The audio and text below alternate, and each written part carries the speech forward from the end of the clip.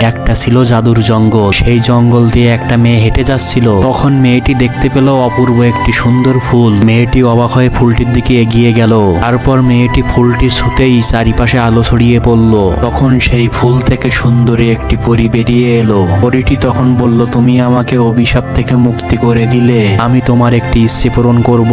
এটা আগে কখনো পরী দেখেনি, তাই অবাক হয়ে পরীটার দিকে তাকিয়ে থাকলো। তখন পরীটি বলল, তোমার যা মন চাই তুমি তাই চাইতে পারো। মেয়েটি বলল, আমি চাই সবাই সবসময় সুখে থাকুক। পরীটি ভেবেছিল মেয়েটি হয়তো তার নিজের জন্য কিছু চাইবে, কিন্তু মেয়েটি তার গ্রামবাসীদের জন্য চাইলো। তখন পরীটি তার জাদুর লাঠি বের করে ম্যাজিক করলো, আর মুহূর্তেই চারিপাশের পরিবেশ বদলাতে লাগলো। মেয়েটির গ্রাম যেন এক স্বপ্নরাজ্যে পরিণত হলো এবং গ্রামের মানুষেরা অনেক খুশি হয়ে গেল। তারপর পরীটি মিষ্টি হেসে বলল, এবার আমি চলে যাব, কিন্তু সবসময় আমি তোমার পাশে থাকবো। পরীটি ধীরে ধীরে আকাশে উড়ে চলে গেল, আর মেয়েটি পরীটার দিকে তাকিয়ে থাকলো। তারপর থেকে মেয়েটি যখন আকাশের দিকে তাকাতো, সেই পরীটি উজ্জ্বল তারা হয়ে আসতো। বন্ধুরা, ভিডিওটি ভালো লাগলে ভিডিওতে লাইক করে চ্যানেলটি সাবস্ক্রাইব করে কমেন্টে বলে যাও তোমাদের সামনে পরী আসলে তোমরা কি চাইবে।